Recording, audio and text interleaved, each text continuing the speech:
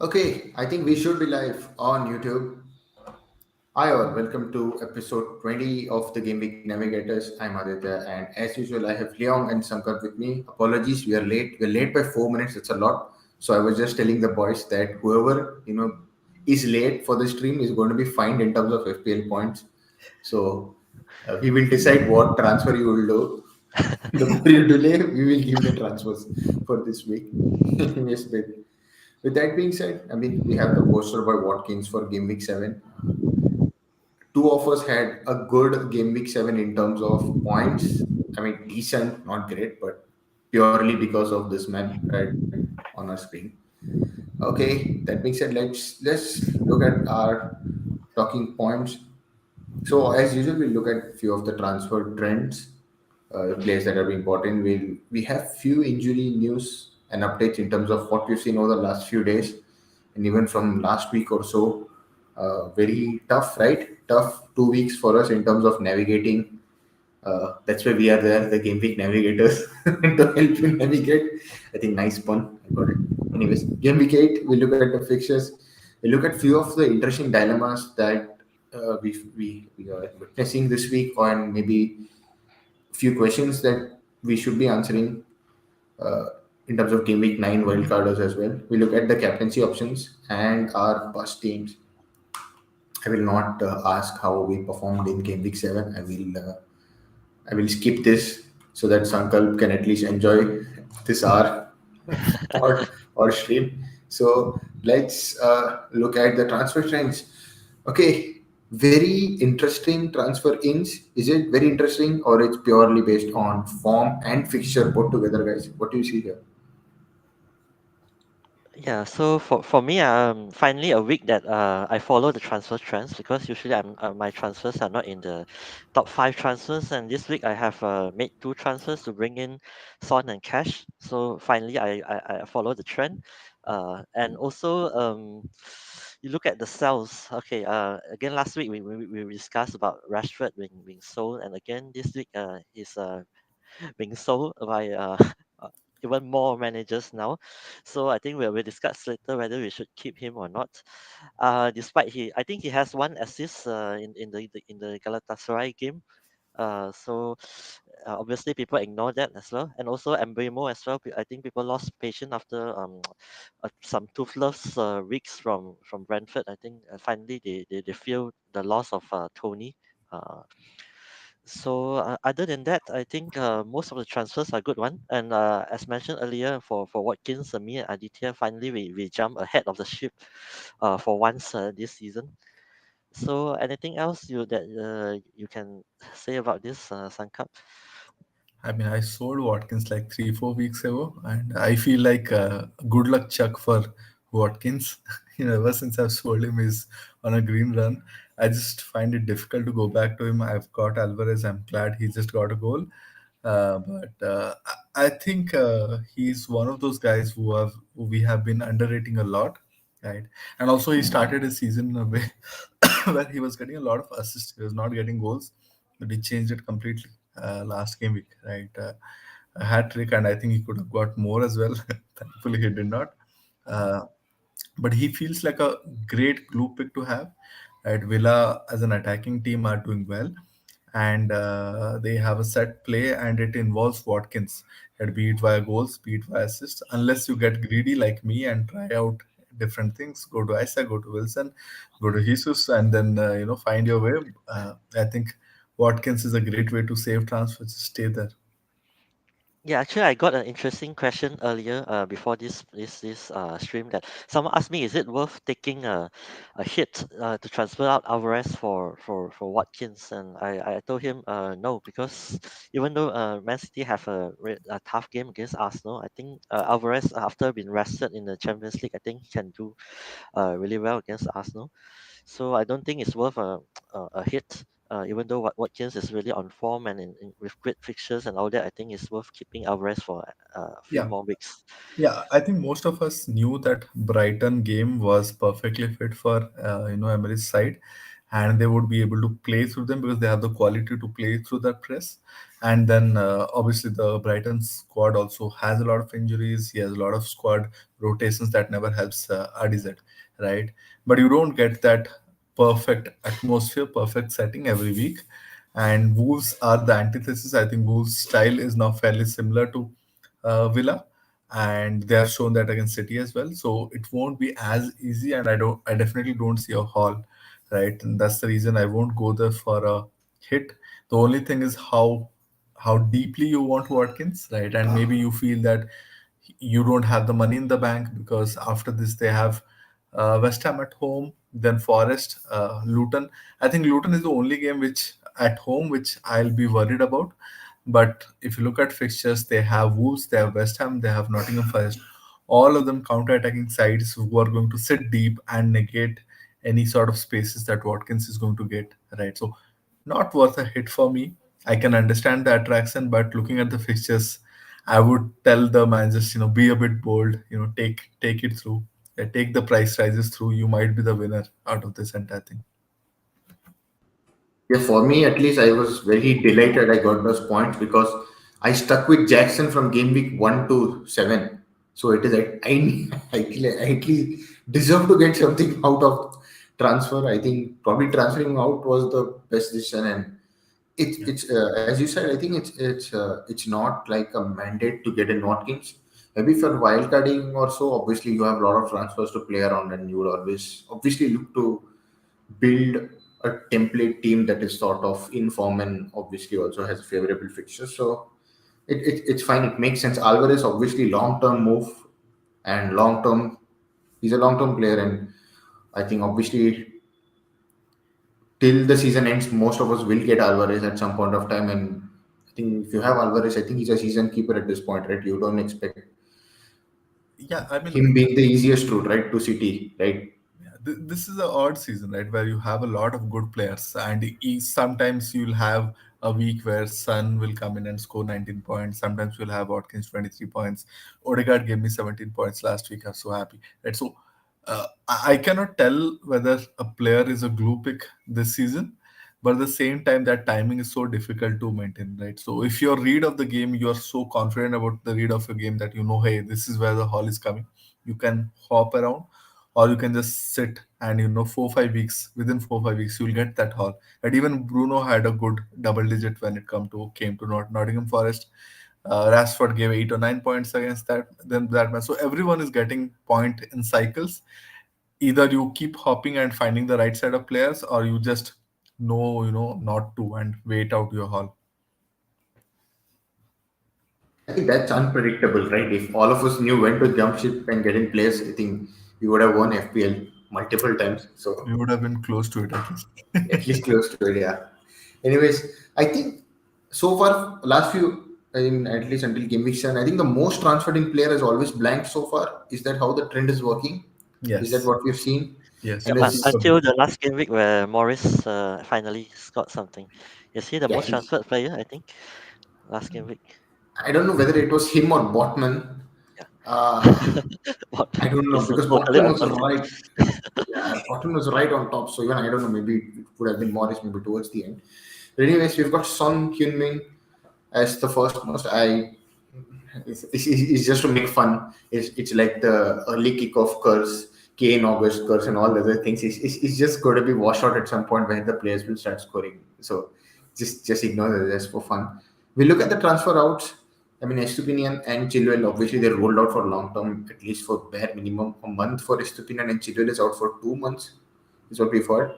And Mbomo, obviously, change in fixture, and I think that's not a bad shout against United. It's, it's surprising Yeah, I'm saying that.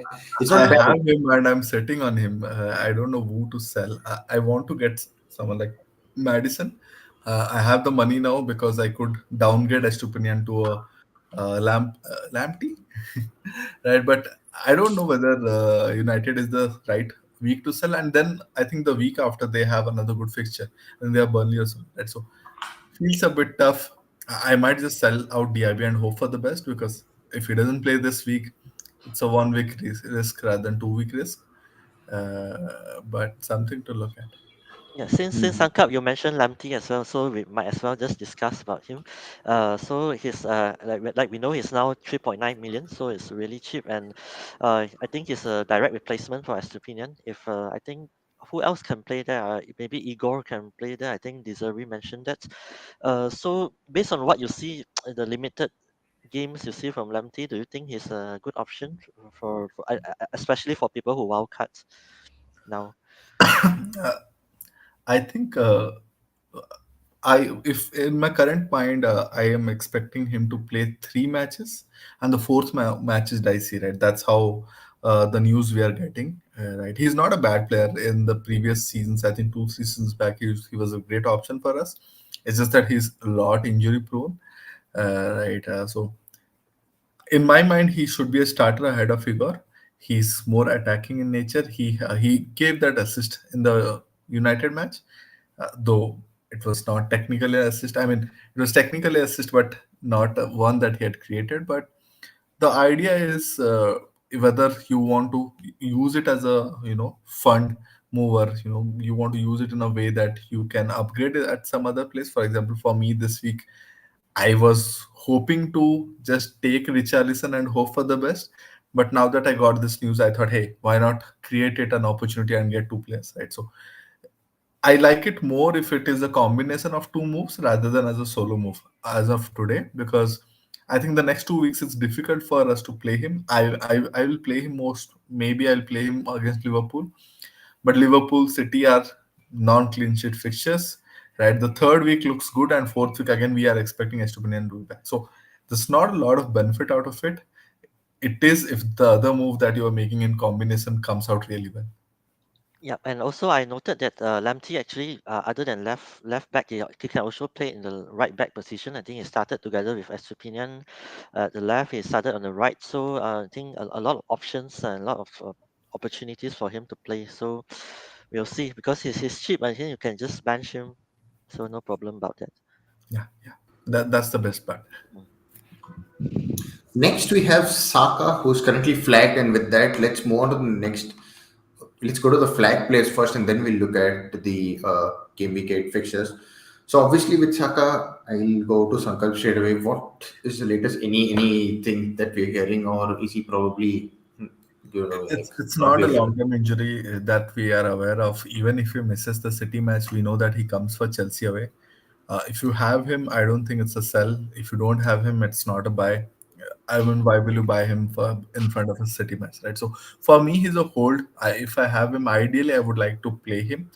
And the way Arteta uses Saka, we know he will start him if there is even a slight chance, 30 to 40% chance that that guy can play, he will play him.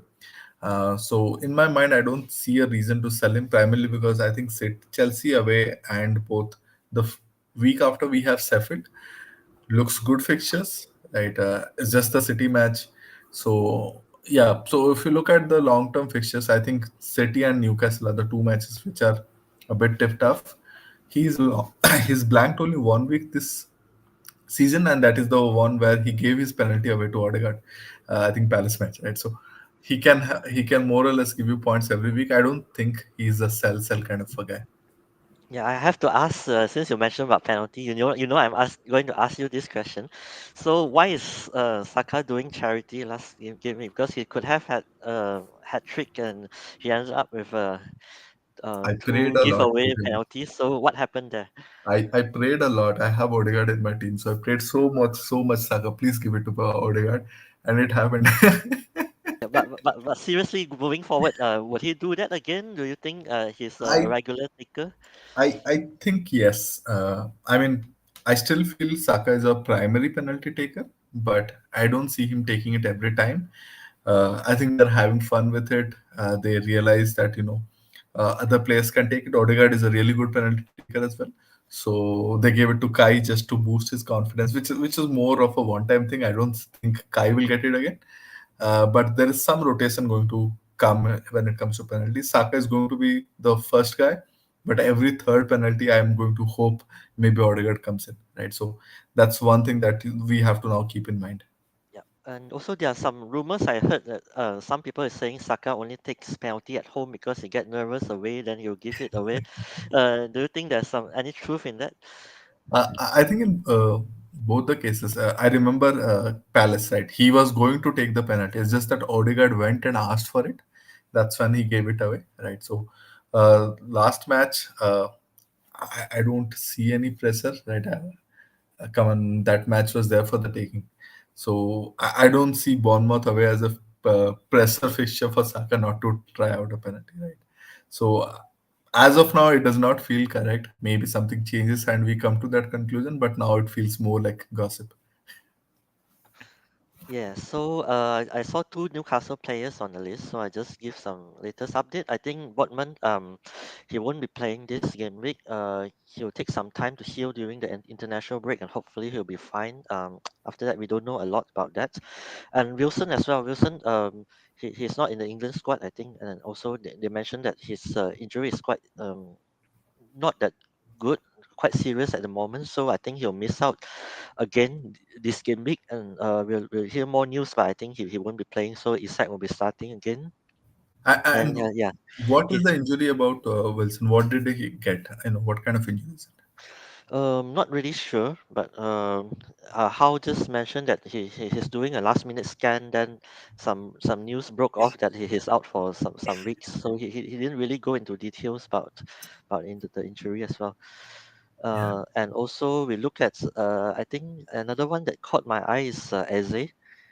Eze, I think he seems fine the last game, but suddenly some news broke off that he's injured, and we know that Palace is already without Olise and also without a doubtful Edouard this game week. So not sure how they are going to cope, who they are going to play, because I checked their attackers. They don't really have a lot of attackers now in the squad, so maybe they have to add in some youth players. I'm not sure how they're going to cope with that.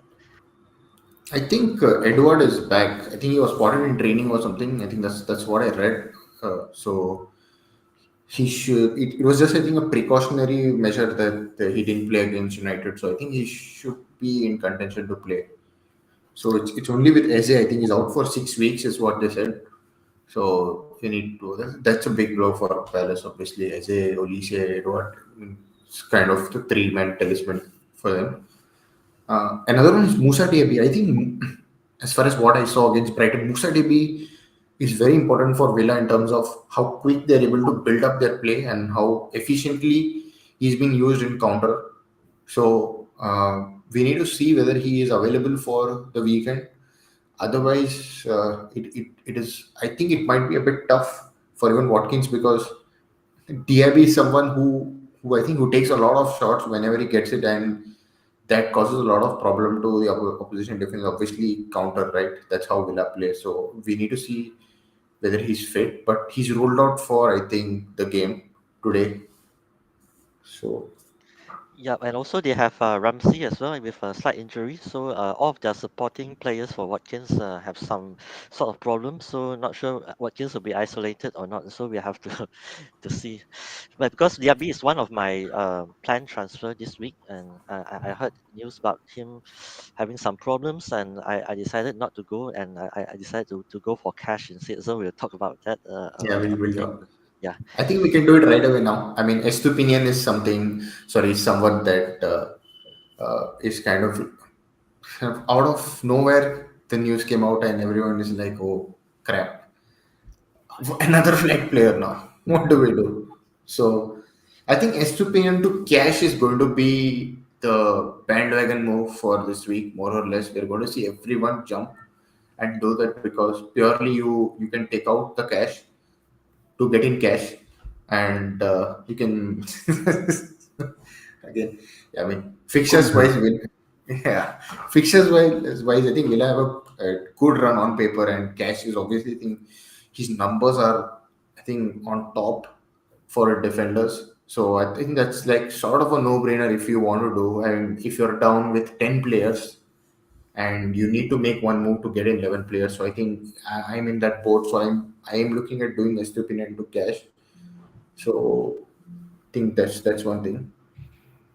Yeah, actually, before his injury news, people sort of want to hold on him because you look at his fixtures after starting in game week 10. People plan to bring him back in again because you look at game week 10, they have Fulham, Everton, Sheffield United, Forest, four good games in a row that Estupinan can have a lot of possible attacking returns. So now the plan is scrap and people only start selling him. So his price, I'm not sure if his price has dropped, I think by zero point I 0.1. think it will drop It will later drop. today. Okay. Yeah, maybe tomorrow it should be. Yeah, so it will definitely drop before the game week started. Yeah, I mean, even Villa's fixtures, if you see from 10 to 12, is not bad, right? It's Luton, Forest, and Fulham. So Mhm. it's equally it's how you see. Yeah, and also if people have him since game week 1, I think if you sell him now, you still will earn some value before It's it when fine. it drop. Yeah. Yeah, so if you got him for 5, you are safe for the initial drop. Hmm. Let's see. I think tomorrow when we get more updates from the press conferences, that's where the actual mania and frenzy of transfers will start because you might get an increased number of players who might get like hopefully not. So fingers crossed. Let's go to game week 8 fixtures now. I think we spoke a bit of transfers, transfer trends and injury plays. I mean, both were very much related. So game week 8 fixtures, we have Spurs. They take on Luton. Lot of I think we're going to see a lot of Madison and Son captain this week purely because of this. And again, yeah, just for the sake of joke, it's the early kickoff game. Yeah, now back the like fixture captain, and we did something similar, right? We went for the Sheffield match with a lot of Sun captaincy, and it just didn't work out. Though I do feel Luton are not as defensively solid as Sheffield can be, and that's the reason I feel it's a good move. But I don't know. There's some bad feeling about it. I'm more looking forward to the Brighton Liverpool match. Again, I feel we are going to look so much into that Aston Villa match for bias, but a coach like RD said, right, he corrects things fast, so it might not. We might have missed that train, right? Captaining a player against Brighton. I don't think this is the week to do that, but if you're going against Haaland, it's Son or Salah, right? Staying more or less a bit more conservative, backing the prime player. So it's more or less Son or Salah, and that is the reason it makes sense to go to someone like Salah. Yep. So we mentioned about Spurs just now. So we know that there are two fresh injuries from first, and we saw just now Solomon is out for some time, and also Brennan Johnson as well is injured. So um, people are starting to bring in. I think today's trend is people are starting to bring in Richarlison again, and some are planning to captain him. So he was the template pick in game week 1, and again he came back as a pick again after everyone started selling him.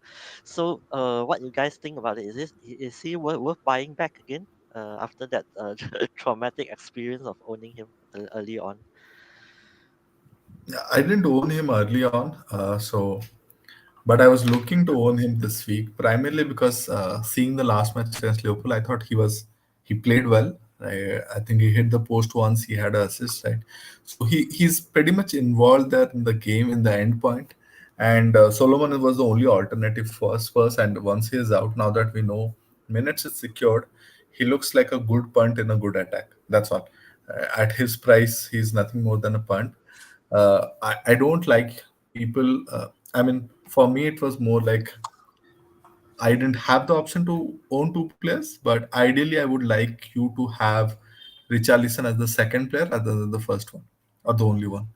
Yeah, especially when now he no longer play in the central position. I think now he moved forward to the left to accommodate Son in the central position. So, looking forward to the interchange between these two players because I think Spurs are running out of options up front. So, they'll It get is extra helping minutes. Richarlison Yeah. because I could see the fact Spurs are also doing a lot of switchovers, fast switchovers, and thankfully it goes by Madison as well. But at the same time, it means that there's a higher probability to find a attacker like Richarlison without a marker, right? And it gives an opportunity to score. And I think he had two or three such opportunities against Liverpool.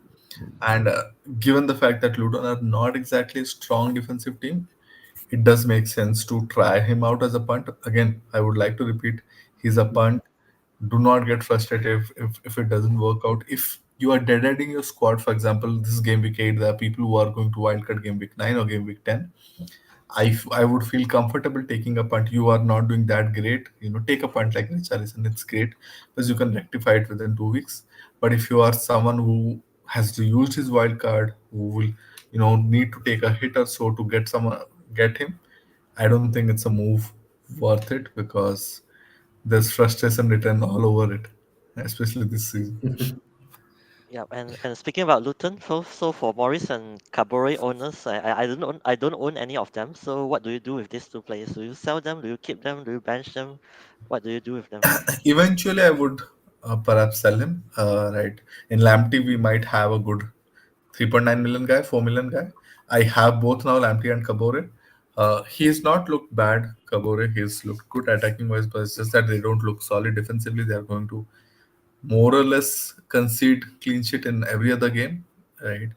If you are into a complete strong 3-4-3 or 3-5-2 setup, it's great.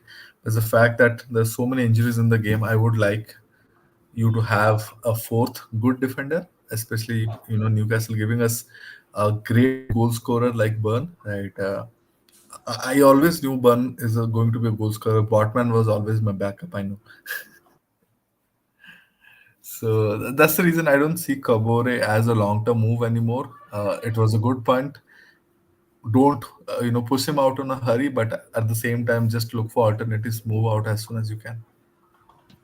So I so I, think I I've always wanted to ask Aditya something. hmm. So what do you think about Man United's chance this game week? So I just quickly give my thoughts on the previous two things that we discussed. I mean, for Richarlison, he's someone who can go berserk anytime. Like he's someone who can just haul massively, and we know how lethal of a finisher he is. So if he gets his chance, he's just going to bury it in. So I think Embuemo to Diaby would have been the template move for this week if Diaby wasn't flagged. So we might see people who wildcard as Sankalp said in 9 or 10 game week 9 or 10 go for resolution. It's not a bad shout if you can't get in Hyun Min Chung, but you have Madison, so it's not bad. So it makes sense. Kabore, I think if he's a fifth choice defender, it's fine in my case. But there will be a lot of managers who will end up playing both the Luton players because they will be down to nine players purely because of the flag issue at the moment. So it's not a bad shot. But yeah, that being said, now we'll come to United. Uh, okay. I don't know what's going wrong, to be honest. United has Man United have problems right from the top, so that's causing a bigger issue, which is leading to bad performances on the pitch. So we've seen this trend over the last few years, and that eventually it starts getting bad. You have a bad season, bad start to the league. Okay, get knocked out in the Champions League group stage. You end up going to the Europa League. I mean that's how it ends up going. And by October, November, December is the manager is sacked. You get an interim. Somehow you scrape, you write off the league. Then you get a new guy. This is what has been going for the last. I think the last three odd managers are same. And I think even for the fans from other teams are also saying like, is why I feel like this is repeating again is with regards to United. Like if everybody is noticing it, right? Like I'm feeling bad. I don't know what's going on wrong. Defensively, we are looking shaky. That's the reason.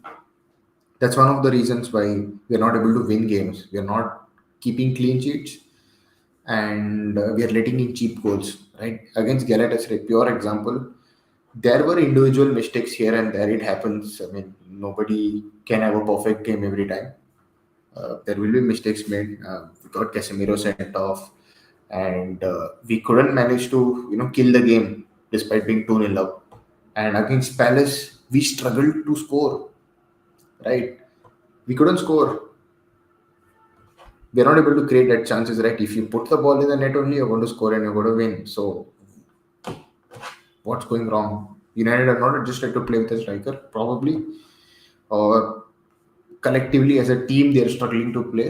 So we'll see what happens. But they need a kick, right? We've not seen a convincing display from United, right? Where as FPL managers, we're like, oh my god, look at the next run of games, right? I have double United players. I'm just going to get a lot of points, right?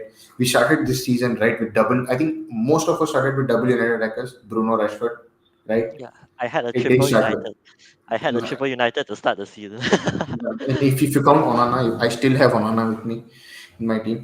So that's how it didn't work out, right? Not every season goes the same way. So if Rasmus Højlund, he's the important player here. He's he scored 3 goals in the Champions League so far. He looked good against Palace. He's someone who's going to play an important role. If he starts scoring, then you will see United's attack start playing well. And we are currently not playing without a proper right winger, so we are struggling. So I think it's Bruno or Mount or someone. Mount is starting to play well. So uh, if United start keeping clean sheets, they start defending well, naturally you will see a scoring goal. That's how uh, football works. But I think if you have United place, I mean that's a big dilemma. So if we look at the fixtures, right, for Manchester United, so who we play Brentford, we play Sheffield, then we play City. So on paper, right until this is gone, right until game week 17, okay, let's ignore the midweeks and all. Which are the tough games on paper for United? You'll say Man City, Newcastle, arguably Chelsea and Liverpool, let's say, right? But form wise, it's not looking good, right? You will feel I'll go with zero United players. What do we do? Even I'm struggling. Like, I have Rashford. What do I do? I think the best answer is Rasmus Højlund if you want, not anyone else. So logically, what is the conclusion? This is a big, big talking from my end. You go with zero players, and as soon as they start clicking, you kind of figure out a plan. Yeah, That's based on what it. I see right now, even Sheffield United and Luton are tough games for United. Every game is a tough game. Yeah. So we have to see if they manage to turn things around. But this Brentford game is going to be very important Yeah. in terms of how the season will go. It's going to be an important game because it's a home fixture, and And if we I don't win this game convincingly, uh, the international break is coming at the wrong time for all the wrong reasons. But do you see? I mean, we've spoken a bit about United, I think, early in the season. Do you see Ten Hag changing the style a bit? Because I think there's a lot of reliance on fast counter, right? There's a lot of vertical play involved, and I've been reading a bit of from United, tactical Twitter accounts, etc. Uh, the team is stressed beyond what it is able to perform currently. Physically as well, it's always end to end. United never control or dominate the ball. Right? If you guys are 1-0 up, yes, you guys concede fast, but that's also the reason because you give the ball away fast. Right? The press is now weaker. Press is very easily. Most teams have gone past United press, except I think Arsenal match. I think you guys were really solid defensively, but apart from that match, I think most of the matches teams have been able to cut past the United press, and then it's just have a go at 4 or 5 players, right? And it's very difficult unless the team is a cohesive unit, and that responsibility comes down to the coach. I don't think Ten Hag will be sacked this season unless No, it keeps going worse and no, worse. it's not. I think, yeah, I that's mean, it rare shouldn't though. happen. It shouldn't happen. I think it's unfortunately, as I said, right on the top, right?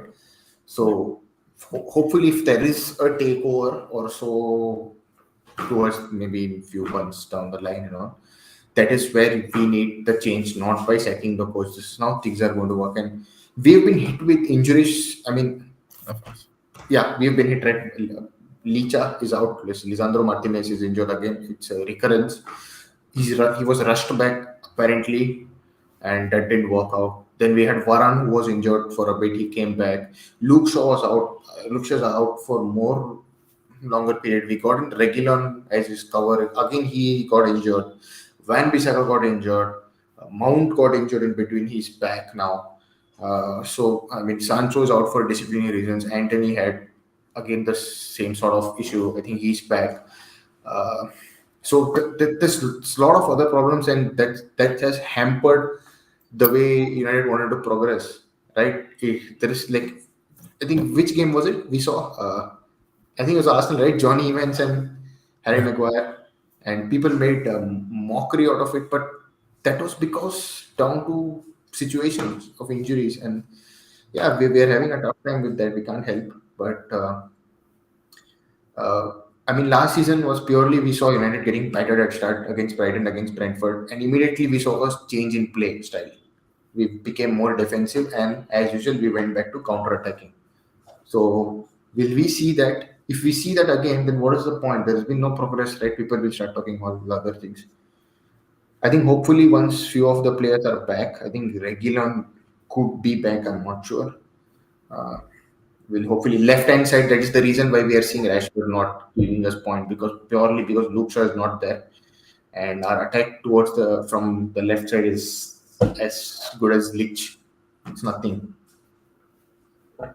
It's a big chaos there. So I think if you have United players you're on wildcard, I think it's better you go with none. That's the best thing. If you have, I have double United still. I'm not going to press the wildcard now. I'll just see. Maybe this Brentford game could go the way we want, or could not also. Anyways, I But think that this is talking the, positively, I think Rasmus Holland does look like a good option, right? Especially for that second striker slot, a good defensive option.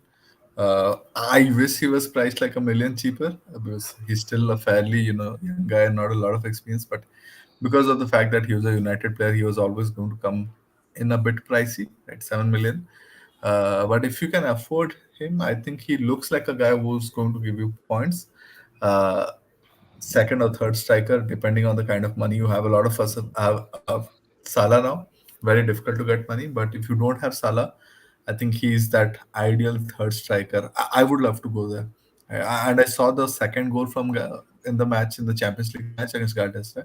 I think he looked super, extremely good. Right, strikers finish holding off defender till the very end, and then a chip. Right, everything yeah. that you can ask from a good I've striker. been I've been saying it for weeks. Even the last time when we discussed Sankalp, I said if you want a player, it's going to be Rasmus Højlund. Somewhere down the line is where you will go. I mean, Darwin Nunes is 7.5. I don't know what's his current price range. Nkunku was also priced similarly, right? So for Correct. Højlund being priced 7 was fairly priced. And if somebody wants to get in a United player, I think it should be Højlund. If not, I mean, if and nobody wants to get in, but if somebody has Bruno Fernandes and all, I think you need to stick. The United's attack is going to go purely through him. So it might be a lucky day on Saturday. Let's see. Those who have United, maybe the last hurrah before you wildcard in game week 9. I think too much of United. I think I just want to talk. I mean, just put this question out: Arsenal against Man City, right? That's probably the what they call it, Super Sunday or I whatever have fancy four terms. players. I have four players in that Yeah. match. Three from City, two City attackers, one City defender, and one Arsenal midfielder, which most people don't have. Odegaard. I wish I could free hit. Yeah, I think we can. What we are going to discuss later. How many players are we going to fill for this Arsenal and City game? So for The me, I'm lesser going. the Yeah, better. yeah, I think let's go to the dilemmas yeah. because We we just go have to this. them. Yeah, Perfect. So we'll cover up that. Yeah, there we go. yeah. So we just jump straight to the third one. How many Uh, players should we start, or do we start from the top? I would start them all. See, at the end of the day, these are two good teams. Uh, I There's not a great possibility of a nil-nil, though I still hope there can be because I have Ruben Diaz. I'm starting him, but I don't think it's a nil-nil kind of a game. Both teams are attacking in nature as well. But I do feel, looking at the Community Shield match, that Arsenal will play a bit conservatively, right? Of course, back then we had Timber, which provided us a lot better option than going with Zinchenko because the physicality helps. At the same time, I don't see him a higher than 2-1 kind of a game. Last season they had 3-1, but it was an error, I think, which gave Kevin De Bruyne a goal. So it's more of a 2-1 kind of game which can go either way. Obviously, City being the firm favorites. But if you have the attackers, I would play them all because you never know from where you get your points, right? It's very difficult to predict these kind of games apart from Haaland, right? You know that Haaland will be involved somehow. Alvarez is looking like a player on form, so I don't see a reason to bench these guys. I remember a couple of seasons back there was a United versus 3 seasons back. I think Ole was still the manager, and there was a United versus City, and everyone benched Saw. I played Saw because he was on form, and Shaw scored a goal and gave an assist. Right, so if a team is on form, if a player is on form, just keep playing them. I remember Salah scored 10 points against City a couple of seasons back, and all of us went some differential captain while Salah was still the best choice. Right, so not saying we have all the players of similar quality, but at the same time, don't captain them, but just play them. Yeah, Sankar, I just have something, stats that I want to say to you. So Okay. I've checked and I find out that Arsenal last win at home against City is in 2017 in the FA Cup win that they won 2-1. Since then, they have lost all their home games against City. I think it's 7 loss in a row, conceding 18 goals and just scoring 3. So if I have Saliba, I will be very worried if I want to start him or not. Yeah, that's Yeah, my only concern. yeah, I think Saliba is a benchable asset for sure. Mhm. I have Ruben Diaz, who's more of a City defender, and City have taken clean sheets here, so I'm starting him. But Saliba, Arsenal defender, unless has attacking possibilities, is benchable. For example, if you have Ben White, I'm more skeptical. Again, the team has changed from 2017 so much, right? The quality of team has changed so much that I remember the last two matches, both the matches at home against City, we were the better team. Right, one they won last minute with a Rodri goal, and last season I think we were extremely good in first half, and they were extremely good in second half. Right, so I've seen some swings towards us in the last 2 seasons, and that's the reason I'm a bit more confident playing our players. But at the same time, I think someone like Saliba, I'm not that confident because if you're lucky, you get an attacking return.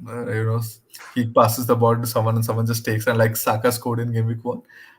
But ideally, he's the guy that I would not play. Him or Gabriel are the players perhaps I'll not play. For example, if you have a goalkeeper like Raya and you have an alternative, I would play the alternative. But apart from that, fairly everyone, I would just play them and hope for the best. Yeah, I'm just curious that if Saka and Martinelli are out, who will be the front three for Arsenal for this game? Looking at the way Arteta has been going, it seems like it would be Eddie and Jesus for sure. And Trossard looks like he's fit, so Trossard might come in. So Nelson and Smith Rowe are still not completely fit. So my guess is still it's more like Trossard, Jesus, and Eddie. Who plays where is difficult to predict, but my guess would be Jesus might go as a right wing because he's played there before. Makes sense. I think with regards to how many players we start for this fixture is purely based on how strong your team is, like how many players you have flagged, how many flag players are, how many players are out. In my case, I'm just playing all of them who are out because two players are currently flagged out. So we are going to be for those who are not wild carding or have wild carded and have flag players. I think we probably don't have the Luxury. alternative luxury and alternative to do anything. We're just going to play them and just hope for the best. So that's how it's going to be, to be honest. But yeah, I think the season where Arsenal start beating City is the season they're going to win the league for me. Yeah, these are 6 pointer games. These are 6 pointers. I always believe that if you want to win the title, you have to beat the defending champions. It's not just mathematical, it's also psychological, right? If City go back from Emirates losing and having lost both the matches, it's a different season altogether. And I'm just hoping every season this is the season, right? Last 2 seasons, you've just fallen short. I am hoping that something changes this season. Yeah, I believe they have a chance with Rodri out especially, so they have a chance to attack Yeah, City. but So we'll see we how have they do. lost so many players, right?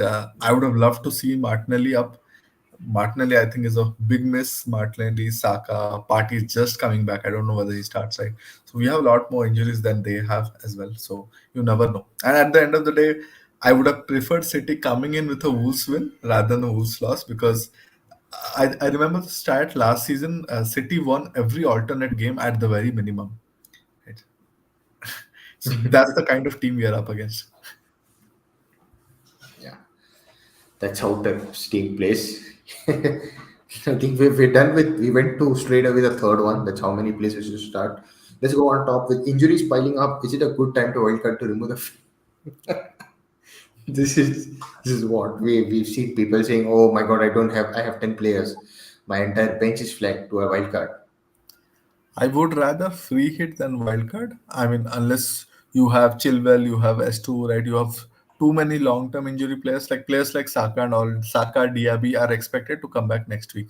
They're expected to start post international break. So, and I mean, I have seen it over seasons. Getting into international break, and I have wildcarded once before the international break. It's so risky. I lost two players there in the international break itself. So it's going in a bit too blind, especially this season with the fixtures so much stressed and the injuries frequency so much higher. I will never recommend taking that risk. Yeah, but people actually already hit the wildcard button. So based on what I've seen from the wildcard teams, people are actually wildcarding not just for this game week but for long term. That's why they actually include quite a lot of the flag players. I see a lot of Botmans, DRB, Saka in the wildcard team. So I On think they're bench. okay with as long as they can field 11 players and they just put them on the bench and then they just target the long term fixtures. I think that's what they're trying to do right now. Yeah. But what it also means that you're hoping the ones who are not flagged come back to you not flagged. That's a big hope. So if you're unlucky, then you might have six flag players instead of three after the international break. Yeah, and Southgate has already named Saka for the England fixture, so you never know how he's going Yeah. to react. Okay, so we move on to the next one. Yes, we'll go into the triple Spurs debate at the moment. That's with Son and Madison as the two top Spurs play. Who should be a third choice if you want to triple up? Pedro Porro or Destiny Toby? Yeah, actually, I did a study. I think Joe did as well about the comparison between these two players and who are the better players. So we have seen that Udogi used to be good because his price is cheap, but now his price has rise to 4.8 now, and Poro is still 5 million. So it's just a 0.2 million difference between the two now. So it's not much now. And if surprisingly, if you look at the heat map, Udogi actually plays more advanced than Poro because we have thought Poro is the one who bombs forward and Udogi is the one who sits back. But both has two assists at the moment. But Udogi, he has three red yellow cards to Poro's one. But if you look at in terms of XA, X assists, actually both are the same. But Poro has much more higher XG compared to Udogi because he took a lot of shots. He took 9 attempts on goals compared to Udogi's just one. So he's actually very attacking. And also both of them they actually tried a lot of attempted a lot of dribbles, but Udogi don't seems to be quite successful in his dribbles percentage, but Poro has a much higher dribble percentage, and also Poro is much higher in terms of BPS as well. And also Poro puts in a lot of crosses, much more crosses and a higher percentage of successful crosses as well. So if you look at comparison of both stats, Poro is actually a much better choice for me. If you have this extra 0.2 million, I think I would have gone Poro instead of Udogi. What do you guys think? I think we have the answer right away. If you pick Udogi in your game week one team stick, otherwise Poro. We don't need to answer. We got the answer. Definitely, because if you pick him game week one, then you have would have whole value. Then it's not possible to sell him, or it's not possible to take two Spurs defenders right now. I think. Yeah. So we go to our next question. I think we have discussed about Man United. So should we discuss more? I'm worried that Aditya will cry if we continue to discuss. I will not cry. I will not cry. Can we ever trust any? This should have asked. Someone should go to the press conference tomorrow and ask him. Can we trust any player from your team? Because I have him in my FPL team. You better start scoring goals now. I can't take more blanks. Somebody has to go and answer. Then only we'll get. Can we? You can never trust any player from any team. Is what I would say. Yeah, obviously. I mean, it's too difficult unless that player is Haaland. You just keep your blind faith in every other player. It's horses for courses, right? Look at the fixtures, try it out.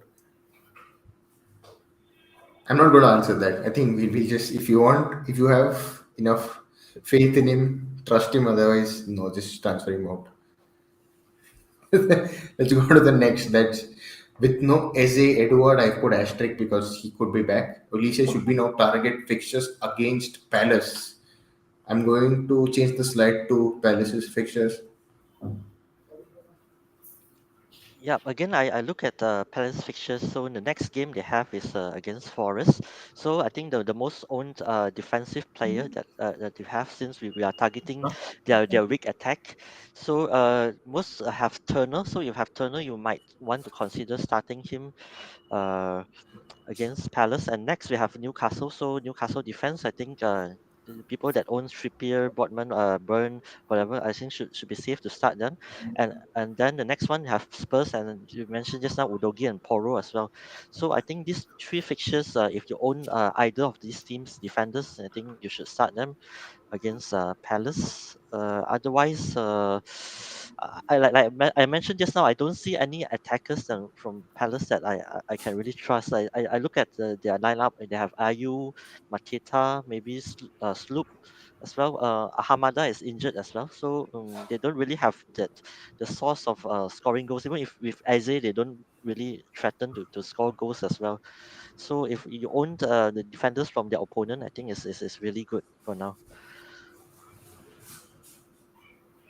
Think you guys should agree with this. I agree. We'll go on to the next one. There's no more to talk here. I think the next question is to you. Can we afford to keep ignoring Trippier?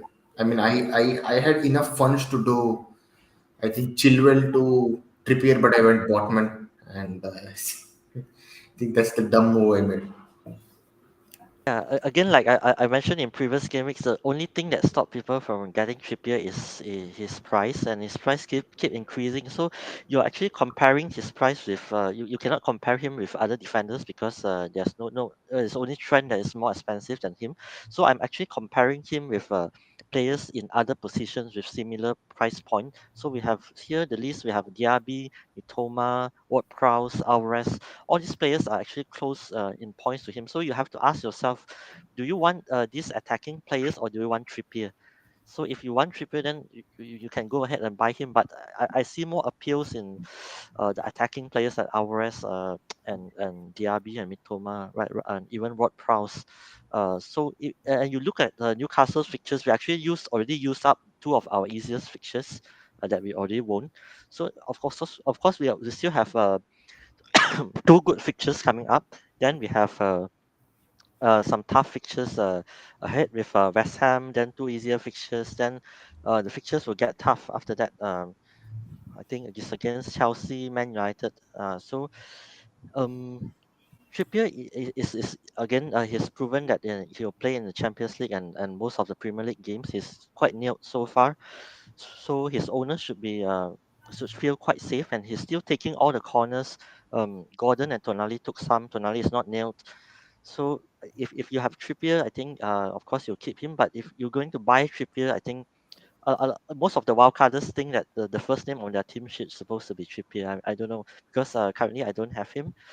I think it's up to you whether you want to sacrifice your attack a bit for Trippier or not. So either way is fine for me. My only question is, how do you see Newcastle clean sheets? Do you think it will be fair, similar to last season, or do you see a drop here? Yeah, I actually expected us to start leaking goals when Botman is out, but surprisingly we have a trump card in Lascelles. So he actually played in the last few games like prime. Like people, some of us say he's playing like prime Nesta because he's really a rock in our defense, and he rarely does anything wrong despite being out of the game for so long. So if I think if he can keep up the partnership because he has a very good understanding with Share, they played together plenty of seasons ago under Benitez. And so I think the back four of Lascelles, Shah, Burn, and Trippier, if they can keep it solid, I think I don't see us leaking a lot of goals, and there should be at least a few more clean sheets coming up. And when you have clean sheets, then you see Trippier getting those bonus points, 2 or 3 bonus points. So it looks really good at the moment. So I'm really worried of not owning Trippier because I can't get there without multiple hits for now. I had Botman and Burn. I felt good doubling up because I thought that would negate the Trippier, attacking BPS, etc. But with one and that being only Burn, things are a bit more, different. You never know. Burn is a goal scorer now, so maybe I am the winner, but still. Yep, I actually saw a question in the chat box that is someone asked, is Burn nailed? Uh, he's nailed so far because How doesn't really trust other left backs like Target, like Hall for now. And we are going into the international break, and Burn is not called up to the England squad. So I think he'll start this game week, and we will see what happens after that. But I think he's fairly nailed for now, and especially he's in the hot scoring form as well, like you mentioned just now. I think hopefully Botman is back post the international break. I think that will bring a relief to all those who made the early transfer last game week and got a tight slap. We got news that Botman can we will play, and then we get the news before the game that both Wilson and Botman kind of failed their fitness test, and then I think Howe gives us a proper update. So Eddie Howe is also part of the club of managers who just give vague answers. But for the fact he was right, he said that Botman is injured. We all said that he has said in the past the players are injured, and then they miraculously start playing. So we went under that assumption and it didn't work out. Anyways, next one we have, can Bowen and Watkins maintain their red hot form? I don't know. We need to ask them and their managers.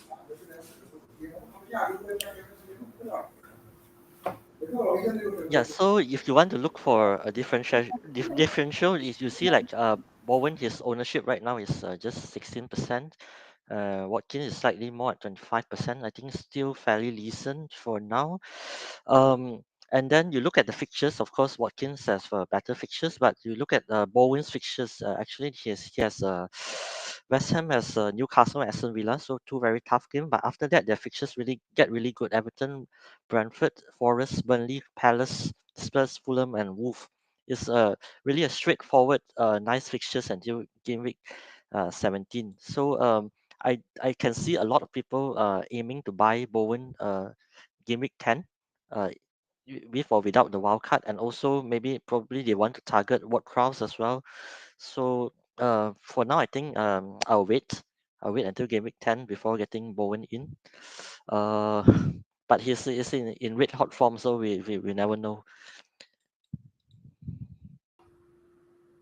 Yes, I mean, West Ham were a team that were kind of put off a lot towards the start of the season, even during preseason. But they're writing a lot of us off. They're writing us off instead of us writing them off. They're proving us wrong. So, I mean, Pawan has played well.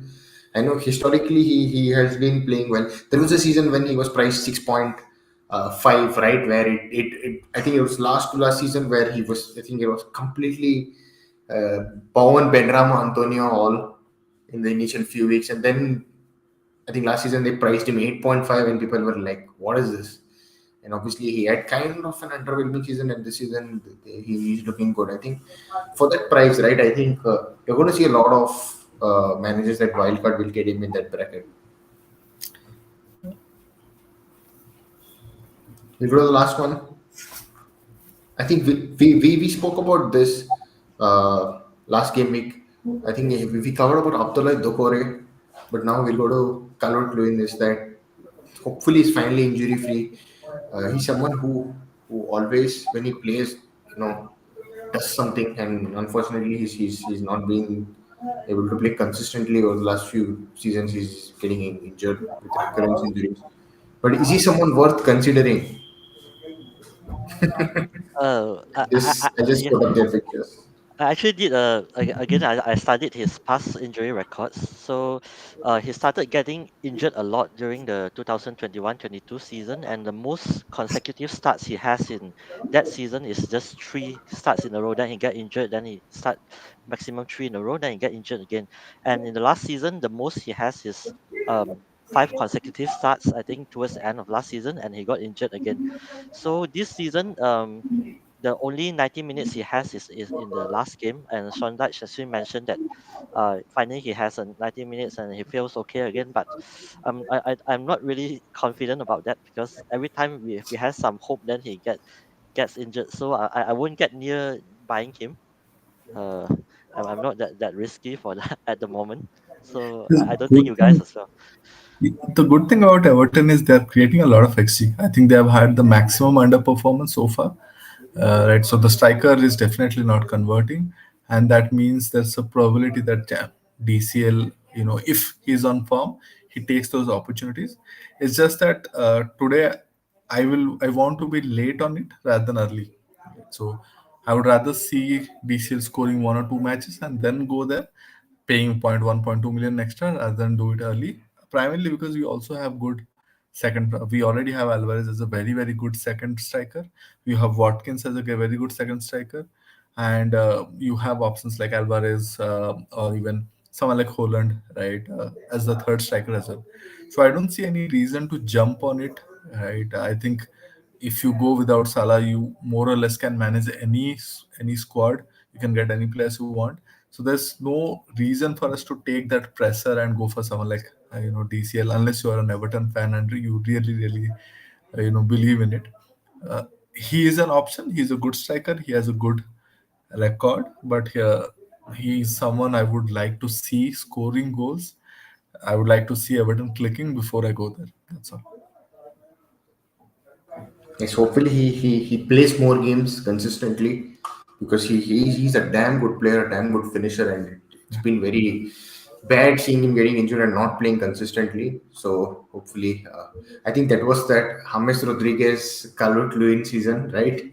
And Luca Digne. I think Yeah, I people think he had enjoyed 170 or 180 points. Uh, Both him and Bamford were amazing that season. Uh, Bamford. what Okay. are the questions? uh, we'll just quickly cover up captaincy, quick fire. Uh, I mean, I just listed down few options. I've not added one option that Leon mentioned. I purposely didn't add that player, and he sent me a text. He sent us a text basically. Oh, you missed him. Yeah, actually, is it the goalkeeper or is it someone else? Yeah. Okay. Okay. I just want to say that I seriously considered captaining Leno because they are facing Sheffield United at home. I know the ceiling is not high as a goalkeeper, but the floor is really high because Sheffield United has the worst attack right now. I don't see them scoring again, especially away. So maybe he can keep a clean sheet and get some save points. But my captaincy is not on him right now. I think it's not on Haaland as well. I'll just say it later maybe when I show my bus team. So, but I'm not captaining Son and Madison as well because I feel it's too risky because they are carrying some sort of injuries or some knocks. I just worried that when they play a few minutes and they got sub off and then we are all in trouble. So I'm not taking that risk. I rather captain someone that might play 90 minutes or 80 plus minutes for now.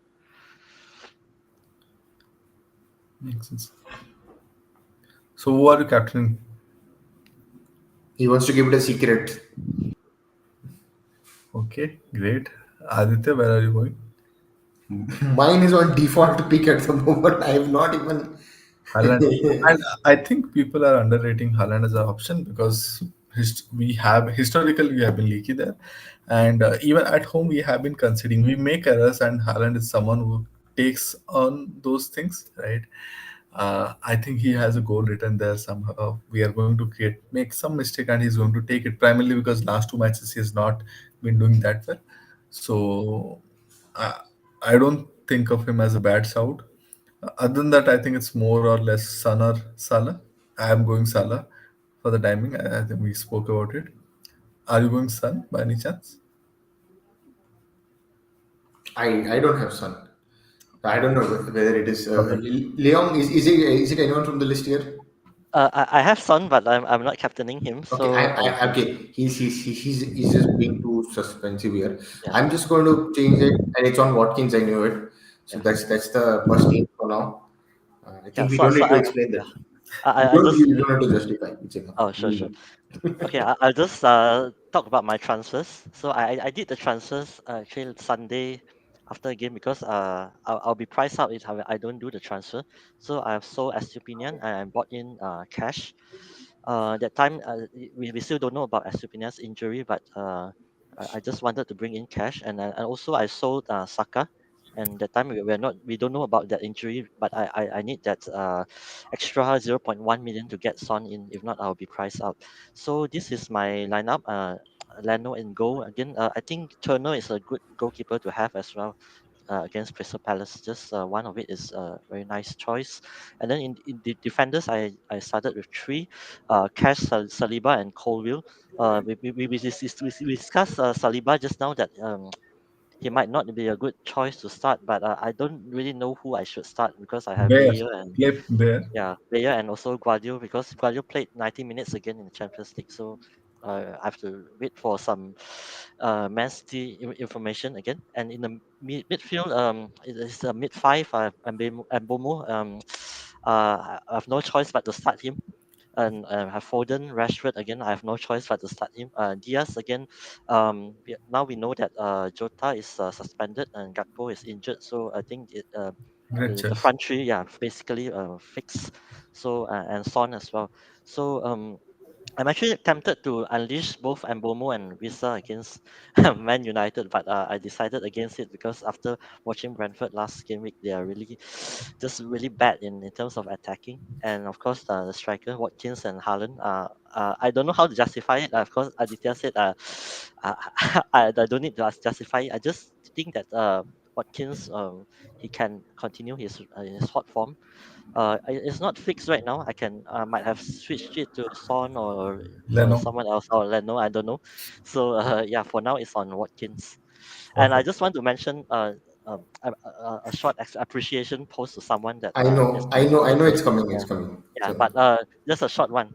Yeah, so I have Colville since game week one, and he finally returned a 12 pointer and also full bonus points, and his price has rise by 0.1 million as well. So really glad I have him, and yeah, hopefully Chelsea can continue their winning streak. They won two games now in a row without conceding any goals, so hopefully that clean sheet streak will continue. maybe Yeah. hindsight, Colville was the pick and not Chilwell. Anyways, Yeah. Chelsea had a barren run. I mean, in terms of conceding goals. But one interesting thing I see here is that there's not even one player who's flagged in this photo. Yeah. So Great job. Son was supposed to be flagged, but I think he's pictured in training today, so I think he's Hmm. fine now. Okay, Yeah. hopefully I don't jinx it. We'll go to we'll go to Sankalp's team, and there you go. The flags are there. Yeah, beautiful flags. It post wildcard team. This is how it's been looking. Um, I've made one transfer, like I was speaking about. Estupinian to Lamptey has given me some amount of buffer money. I think 1.4 million something. The question for me is to how do I fund that Madison move? Is it via DRB or is it via Mbuemo? Primarily because I don't have a lot of playing 11. That's the reason I'm also considering a DRB move and playing Mbuemo against Burnley before coming back. That's the thought, right? Just 2 weeks, take that risk. But I'm waiting for the news before I take that call. Uh, Other than that, not a lot to say. Right, I have Haaland, Alvarez, Bow. I'm happy with Bowen and Odegaard. These are good defenses who are giving me some returns, some gains.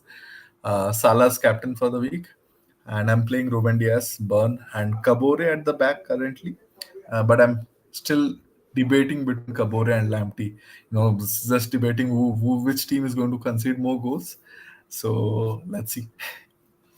Yeah, if I'm in your spot, then I'll have keep Diaby because I think there are some reports that his injury is not that serious and he might be even in contention to start this game week. So even if it doesn't start, then would you make a transfer, or would you just play Lamptey? I don't think it's I really would rather wise to make the bring. transfer Yeah, primarily because Mbuemo has the Burnley fixture, and United are not exactly getting those clean sheets.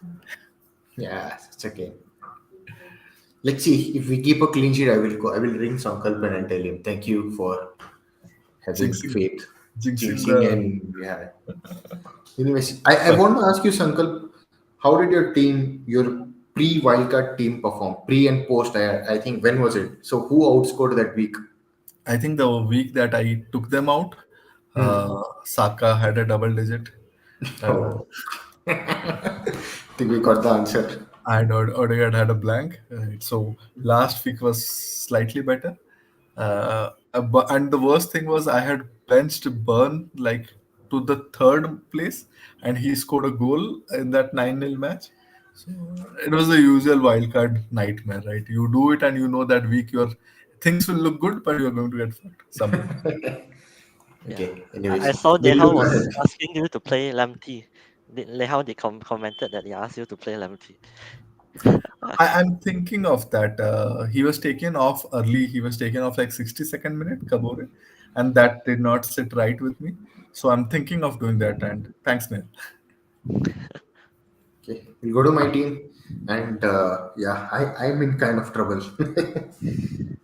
So if Onana playing, it could. I mean, I could start Turner, and that's my back three because that's the three players I have. I have no other options. This is my team because I have no other options. That's it. Based on the flags, I think I will do West opinion to cash, and then if Saka is confirmedly rolled out, he comes in for Saka, and I will just go with this team and just see how game we get. That's it. That's what I'm going to do. Yeah, will you consider starting Turner over Onana with Palace Yes. not having any attackers now? Unfortunately, I will, and I will start, and Turnell will concede, and Onana will keep a clean sheet. I don't know. I Yeah, understand. I'm just curious. What do you really think about Onana's performance so far? Is he just shaky at the start, or will he get better, or he just have that odd mistakes coming every season in him? No, it was a genuine mistake. We can't help. It happens. But overall, as a defensive unit, we don't have defenders playing at all, right? I mean, we have Amrabat playing left back, right? Our main centre back was rolled out, so when Varane was not there for some time. So it is too much for a goalkeeper to do, right? There were a few games where Onana probably saved us from conceding too many goals, but I had to let in one or two. But you can't blame the goalkeeper in such a situation. I think he'll get better and better over the course. Uh, let's see what happens. That's how it is. We are conceding goals, right? So Onana is can't help. Obviously, naturally, he'll say he's not performing well. You need to keep clean sheets. That's how it works. I think we're done. We'll go to the questions quickly. I think we've got A lot a of couple of questions. them. Yeah, we got some of them. So I'm just going to pin this one that is hmm, rate my wildcard team. And let me just take this off for now. One, two. Yes. I don't know how it works for us. Our cameras are completely gone, but this should be fine. So that's it. Let me just move my camera. But yeah. So if you have, yeah, that's Areola, Turner, Bone, Poro, Zoma, Cash, Lamptey.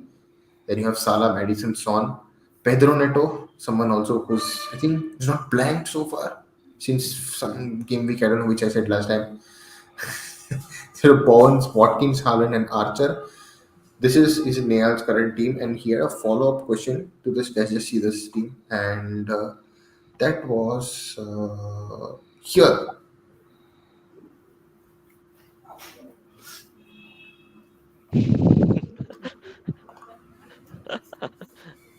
Yeah, based on fixtures, I would have preferred Burn and Watkins. I like the long-term Trippier plus Alvarez move. I think Trippier has high ceiling. Alvarez has almost similar ceiling to Watkins. Right on most days, I think they'll get similar points. So primarily, what you get is Trippier over Burn. I would go for the latter. Yeah, I'm just interested. It's interesting to see that he actually went West Ham early because we saw that West Ham only start their good fixtures in Game Week 10, but he went in with Zuma and who else? I think Bowen as well. Yeah. So yeah, not sure about the Zuma pick. Is it? Is there other defenders that is better than him right now? Maybe a good as well. As I mentioned last game week that I really prefer a good over Zuma in terms of set pieces attacking as well. Fair enough. I'll go to this one. That's Alvarez or Watkins. Yeah, I captain Watkins, so I have to say Watkins. I don't think it's for this week, right? It has to be long term. Long term, I think Watkins have great fixtures as well. Just depending on whether he can keep up the form, because I think Watkins is a very streaky player. Like you see last season, he managed to score like 6 or 7 in a row. Then he blanks like 5 in a row. So you have to see that his form whether he can keep it up. Yeah, I think at some point of time, Pep will do Pep and he'll start benching players. Irrationally, you know Watkins is a 80 minutes guy, more or less, 75 to 80 minutes guy, more right? So that means, and Villa have done well in attack. So long term, I think Watkins might be the play, right? In combination, if someone like Trippier gives you that extra money, gives you one to Trippier, I would rather do that. But on a solo basis, definitely Watkins. Okay, I think the next question is probably for me. That's how we treating Dalo in the United game plan with Amrabat inverting from left back, Willy Pong forward as an attacking fullback, or even in back three handling defensive duties after United conceding multiple goals. I think we'll write this and give it to Tenag. I don't know what's going to happen. I It's a think if storyline. it's because we don't have a fit left back, right? Three of the left backs for United are injured, and the next one is actually loaned out. That's Alvaro Fernandez. He was loaned out at the start of the season. So we don't have left backs at all. So hopefully, fingers crossed, Reguilon is back, and we can finally have a proper left back play. Is it a long term injury for Raglan? Uh, I don't think so, but I've been hearing that they'll probably rush him and play him for this week because there's no one. Just play somehow is what they're going to do. I think. Don't know whether that will happen or we'll still see Amrabat. But if Amrabat still plays left back, uh, it's not looking good. But hopefully, if Reguilon comes in, then we'll see Amrabat hopefully going into the midfield and playing with Casemiro and Fernandez and then Mount going on that side. So fingers crossed. Let's see. But no, at the moment, don't go for any United player other than Hoyland.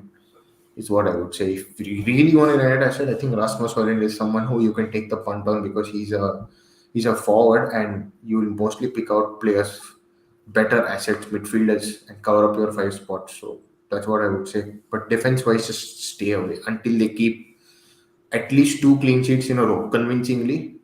Then you look at United defenders and goalkeepers, otherwise just stay away. Yeah, I'm just wondering if Onana can play at left back. Can he? Then we have our goalkeeper to play. Who will play? I think Onana will do both the work. You can sign Day. I hear he's still available. Who? David De Gea. I think we'll have Bayern play. I don't know. There are some people saying that Onana should be dropped and Bayern has to play. I don't know. Like, what is this game? Then I'll have to force a move out. I don't think that's going to happen. I don't think Ten Hag is going to bench. Last question from Gaurav. That's Pedro Poro as a possible point captaincy. Punty captaincy pick. I don't know. Personally, I'm not as convinced about Spurs' defense. I think a couple of ones they have was a bit lucky. United one was definitely lucky. They had a penalty there. They had, I think, more than 2 plus XG. Right. So I'm not as convinced about the clean sheets. And this week they are facing, which team are they facing? Luton, right? Uh, Maybe. I mean, Luton do not look that solid in attack. So maybe this is the week primarily because Haaland has the low ceiling fixture. Have fun. If you believe in it, have fun. But If it backfires, you should believe that hey, this was just a fun pick. Right? Yeah, but if you see the way Luton attacks, actually they only have one way to play, which is to pump the ball from both the flanks and long balls to Morris and Adebayo, and just see if they can head it down for someone to connect. So it really depends on whether Spurs centre back can deal with the long balls and the direct attack from Luton. I think they might be a bit shaky, and Luton might be able to nick a goal at home. So it's quite risky to go Poro as captaincy. I think let's take this last question and then wrap it up. We've gone for an hour, almost an hour and a half. It's too long. That's I think it's one for this after this game week. I think is what he means to say. That's a Diaby plus Holland or Bruno plus Watkins.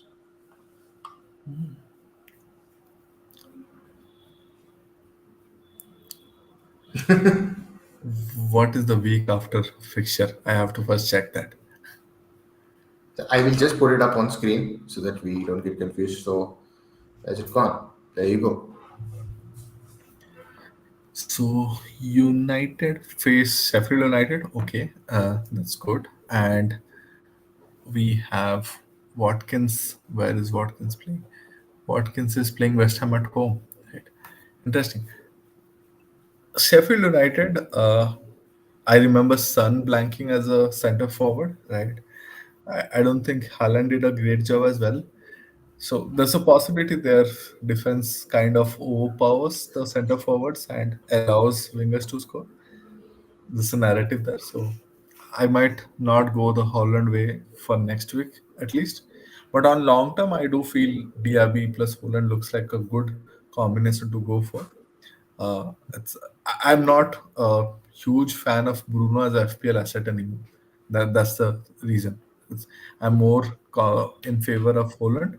Diaby will not match Watkins, but he'll be close. Yeah, even I would say the same. I would stick with that. I think DIB plus Hoyland looks different and might work. And they are players who will get the returns. Yeah, yeah, agree. Okay, that being said, let's wind up the stream. I know this has gone unexpectedly very long. So I'll go to our outro. That's those who are listening to us on audio platforms, please do drop us any rating or feedback. We'll really appreciate if it'll help us push in those particular platforms. Those watching us on YouTube, please do subscribe. I think we're 3 subscribers away from hitting the 1.1k mark. So please do so that will help us and obviously help in terms of YouTube algorithm. Drop in a like, comment on this stream, hit the bell icon for the next update on the next stream. I think we might do a stream maybe during international break looking at game weeks 1 to 8, like Yeah. what we've learned and what we can look forward ahead. Might be a bit early, but it's good to always kind of introspect and see how things have gone by.